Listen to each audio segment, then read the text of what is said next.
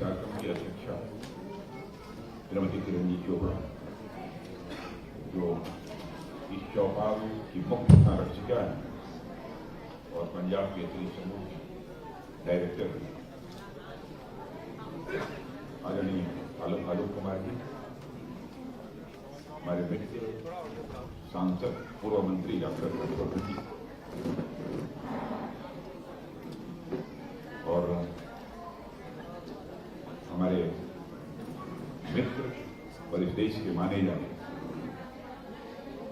पत्रकार श्री रजत जी शर्मा, प्रमुख India TV, Shri Ramveer बिदोड़ी जी, श्री आदित्य नारायण जी चोपड़ा, निदेशक पंजाब केसरी समूह, श्री रविशंकर जी, निदेशक चौपाल, श्रीमती राज खुराना जी और कवि संगीता जेटली और इस प्रभात प्रकाशन के निदेशक श्री प्रभात अग्रवाल, सभागार में उपस्थित सारे विशेषजन, आयोजन बहन, आज हम सभी के मित्र सुनीति चोपड़ा की चौथी पुण्यतिथि, पर मुझे याद है कि उनकी जो पहली पुण्यतिथि थी, उस पुण्यतिथि में भी मैं भाग लेने के लिए आया।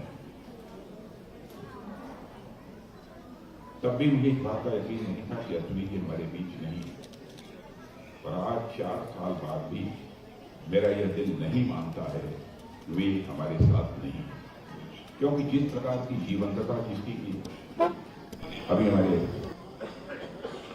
भाई रजत जी शर्मा ने चर्चा की है, स्वाभाविक रूप से जब भी अश्विनी चोपड़ा का नाम आता है तो उनकी वह जीवंतता, उनकी वह जिंदा दिल हमारे इस प्रतिपटल पर अंकित हो जाती है। दमदार शख्सियत के मालिक, इसमें कहीं दो राय नहीं, मगर उनकी कलम उससे भी ज्यादा दमदार थी, यह भी मैंने अनुभव किया था उनके लेखों को पढ़ने के बाद।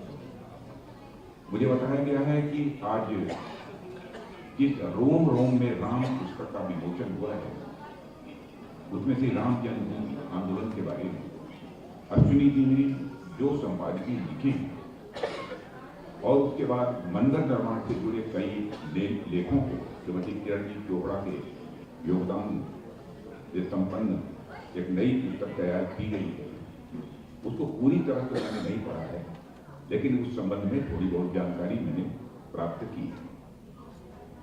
मुझे यह भी बताया गया है कि इस पुस्तक के लिए, इसके विमोचन के लिए इससे बेहतर समय और कोई दूसरा नहीं हो सकता। मैं किरण जी और उनकी पूरी टीम को इस प्रयास के लिए हार्दिक बधाई देता हूं, जिन्होंने इस पुस्तक में अपना योगदान दिया। बहनों भाइयों, इस समय सारा देश राममय हो चुका है, और देश ही नहीं बल्कि आज के 4-5-6 दिन पहले मैं लंदन में था, यूके में। वहां पर भारतवासियों का एक कार्यक्रम था, इंडियन डायस्पोरा का, उसको इस भी संबोधित करने का मुझे अवसर प्राप्त हुआ। वहां भी जब मैं बोलने के लिए खड़ा हुआ, जय श्री राम का उद्घोष वहां के लोगों ने किया। और मैं मानता हूं कि 4 दिन बाद आप सभी जानते हैं कि अयोध्या में भगवान राम की प्राण प्रतिष्ठा का कार्यक्रम है, और उसके लिए हमारे प्रधानमंत्री मोदी जी सचमुच 11 दिन तक लगातार जिस प्रकार की साधना कर रहे हैं। मैं भी लंबे समय से राजनीतिक क्षेत्र में काम कर रहा हूं। मैं कभी कल्पना नहीं करता था कि राजनीतिक क्षेत्र में काम करने वाला व्यक्ति इतना बड़ा साधक भी हो सकता है।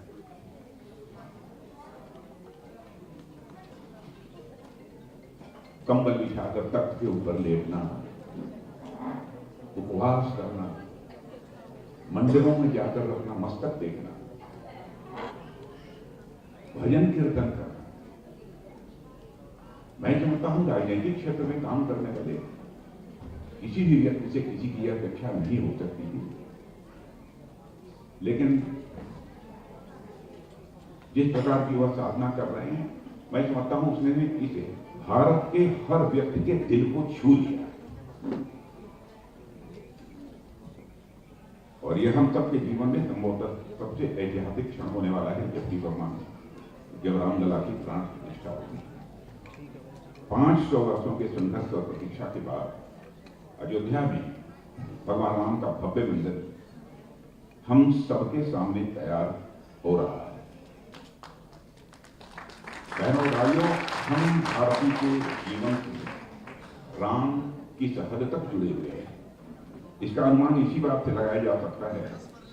जीवन के प्रारंभ से लेकर मृत्यु तक यदि किसी का नाम लिया जाता है तो राम का ही नाम लिया जाता है और किसी दूसरे का नाम नहीं।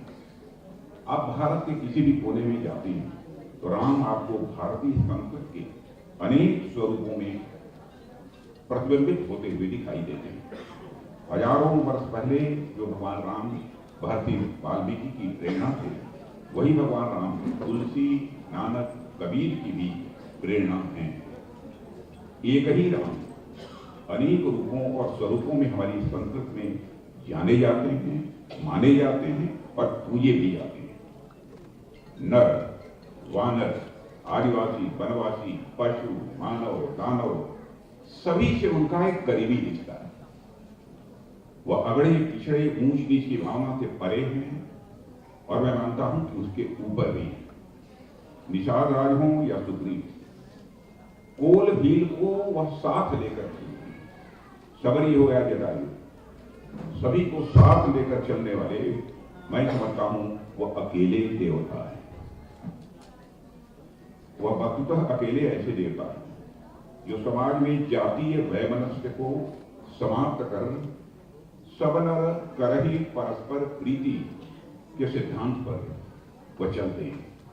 इसलिए आज भी भगवान राम की प्रासंगिकता यथावत बनी हुई है। भगवान श्री राम सुशासन के प्रतीक है, गुड गवर्नेंस के प्रतीक है, सबका साथ, सबका विकास का भाव उसी राम राज्य की प्रेरणा से निकला हुआ है।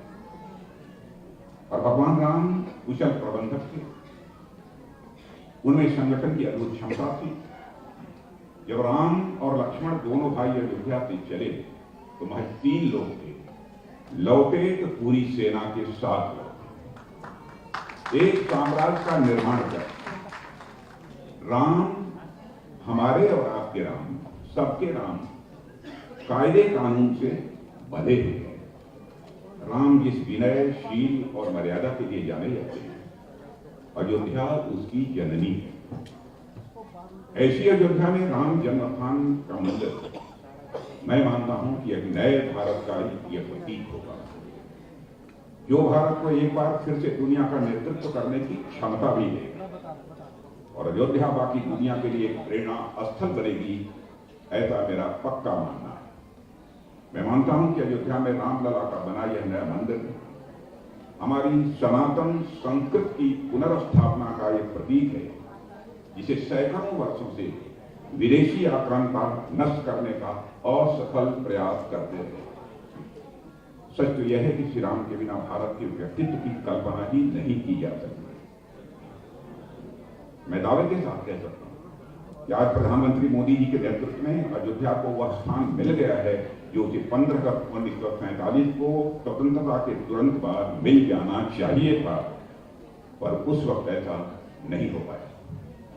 जब रामलला की मूर्ति का प्रकटीकरण हुआ और इससे स्थानीय लोगों में आस्था का ज्वार जब उमड़ पड़ा था, तब किसी भी स्थानीय मुसलमान ने इसके विरुद्ध FIR यानी प्राथमिकी दर्ज नहीं कराई।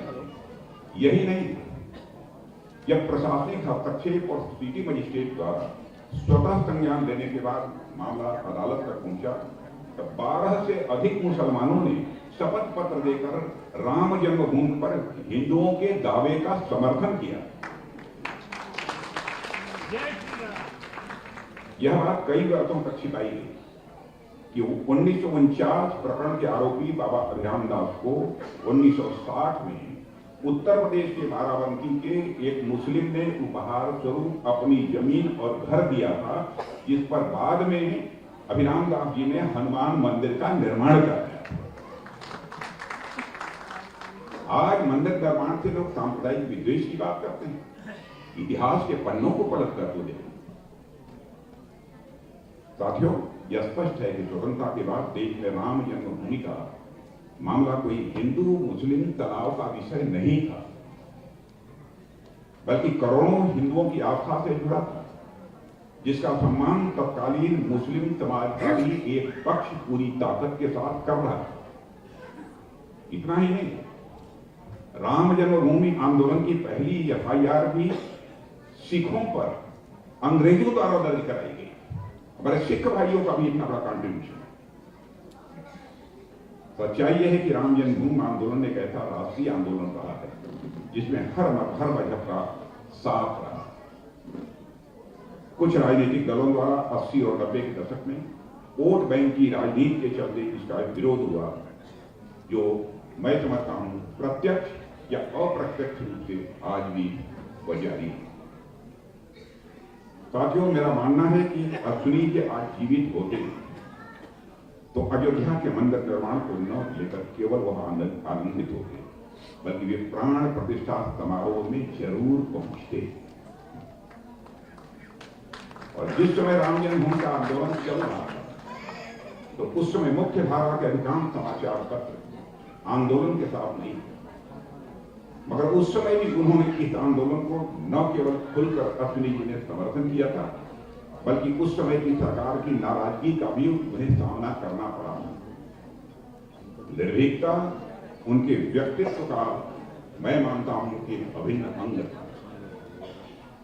केसरी परिवार में सिंह जैसी निर्भीकता हमेशा हमें देखने को मिली। उनकी पिछली पीढ़ी की तरफ भी यदि नजर डालकर आप देखें, जिस जज्बे को आतंकवादियों की बंदूकें न तोड़ सकी, सरकार की ताकत हिला न सकी, वह मैं मानता हूं कि वह आज भी कायम है। मैं आदित्य चोपड़ा की भी लेखनी से अच्छी तरह परिचित पढ़ता हूं। वही तेवर उसमें उनके लेखों में मैं देखता हूं, उनके संपादकीय में देखता हूं, वही तेवर और वही धार जो अश्विनी जी की तेवर थी और उनकी लेखनी की धार थी, वही मैं देखता हूं। मुझे पूरा विश्वास है कि यह कलम न कल झुकी थी, न आज झुकी है और न आने वाले कल में कभी झुकेगी।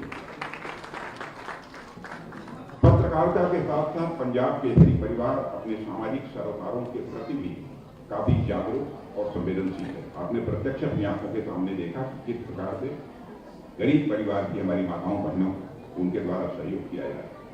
मैं जानता हूं कि किरण जी काफी लंबे समय से वयोवृद्ध लोगों के लिए एक संस्था केसरी क्लब के नाम से भी चला रही है और उस कार्यक्रम में मैं भाग ले भी चुका हूं। संघ के वरिष्ठ प्रचारक रहे वर्गीय मदन दास जी की प्रेरणा से पंजाब केसरी परिवार चौपाल नाम से भी जिस संस्था के माध्यम से आज लोगों को सहयोग प्राप्त हो रहा है वह चला रहा है। और आज अश्विनी जी की पुण्यतिथि के दिन इस संस्था द्वारा बड़ी संख्या में कमजोर वर्ग की महिलाओं के आर्थिक संबल के लिए उन्हें ऋण वितरित किया जा रहा है। समाज में निर्बल वर्गों के उत्थान और उनके विकास के लिए केवल सरकार के प्रयास ही मैं मानता हूं कि यह पर्याप्त नहीं है, इसमें जन भागीदारी भी उतनी ही महत्वपूर्ण है। और मैं मानता हूं इस प्रकार के कार्य यह सामान्य कार्य नहीं होते, बल्कि यह ईश्वरीय कार्य। आज जब हमारे प्रधानमंत्री मोदी जी गरीब कल्याण की बात करते हैं, उसके प्रति अपनी प्रतिबद्धता व्यक्त करते हैं, तो उसकी प्रेरणा भगवान राम से आती है, जो यह मानती है कि दीन दयाल बिरद संभारी हरहु नाथ मम संकट भारी। एक दीन दयालु भगवान राम थे, तो दूसरे दीन दयालु हम लोगों के, जिन्होंने हम लोगों को एक दार्शनिक अवधारणा दी थी, वो पंडित दीनदयाल जी उपाध्याय, जिन्होंने हमें अंत्योदय की प्रेरणा दी, यानी समाज की अंतिम सीढ़ी पर जो बैठे हुए लोग हैं उनके उत्थान के लिए हमें क्या करना चाहिए, कैसे करना चाहिए, इसकी उन्होंने प्रेरणा दी थी। एकात्म मानववाद जैसा विचार दर्शन भी उन्होंने दिया। भगवान राम के साथ साथ पंडित दीनदयाल जी उपाध्याय जी भी गरीबों के कल्याण के प्रति मैं मानता हूं वो हम सभी के लिए एक प्रेरणा स्रोत है। दीनदयाल जी की प्रेरणा से आज देश में गरीब व्यक्ति के कल्याण के लिए तमाम योजनाएं चलाई गई हैं। और उनका लाभ पात्र व्यक्तियों तक पहुंचे, इसके लिए भी विशेष प्रयास किए जा रहे हैं।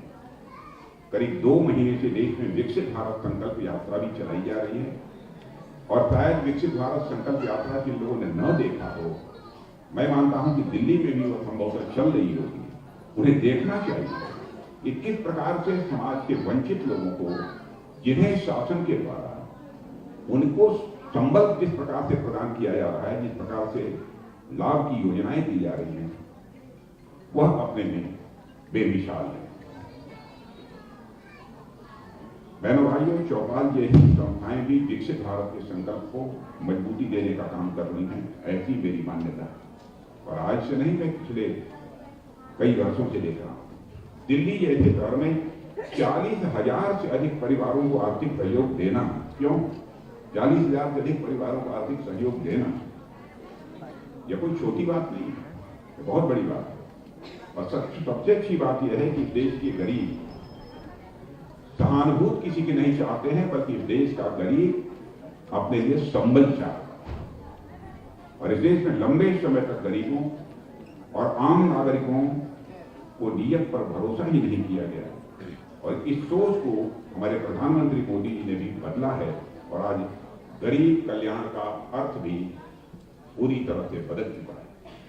और मुझे जानकर बहुत हर्ष हुआ है कि यहाँ अमीर कहे जाने वाले लोग बैंकों और अन्य संस्थाओं से लिए गए कर्ज की अदायगी में हीराबाली करते हैं। चौपाल के माध्यम से लिए गए ऋण की वापसी दर मुझे बताई गई है 98%। यह बताता है कि देश का आम नागरिक, चाहे वह गरीब ही क्यों हो, उसकी नीयत पर सवालिया निशान लगाना किसी भी दृष्टि से यह उचित नहीं है। साथियों, अश्विनी कुमार जी की लेखनी भी भारत के आम नागरिकों के प्रति ही पूरी तरह से समर्पित है। वे पत्रकारिता की उस महान विरासत और परंपरा के वाहक थे जिसे उनके दादा श्री लाला जगत नारायण जी ने प्रारंभ किया, जो हिंद समाचार समूह के संस्थापक। और इस परंपरा को उनके पिता श्री रमेश चंद्र जी ने आगे बढ़ाया और अश्विनी जी ने इस विरासत को बड़ी सहजता और बड़े समर्पण के साथ और भी आगे बढ़ाया। और आज उस परिवार की चौथी पीढ़ी इसे नई ऊंचाइयां देने में पूरे जोर शोर से काम कर रही है। इसलिए उनकी चौथी पीढ़ी को भी इस पूरी कार्य के लिए मैं अपनी हार्दिक शुभकामनाएं देता हूं। मैं आदित्य जी कि लेखन में भी वही बेबाकी देखता हूं, वही पैनापन देखता हूं जो अश्विनी जी की पहचान हुआ करता है। आज के अवसर पर मुझे कोई लंबी चौड़ी बात नहीं करनी है।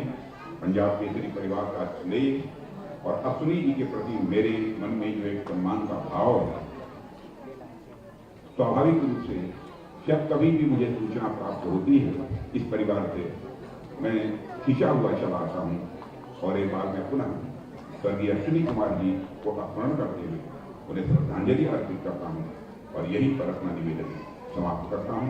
आप सबको बहुत बहुत धन्यवाद।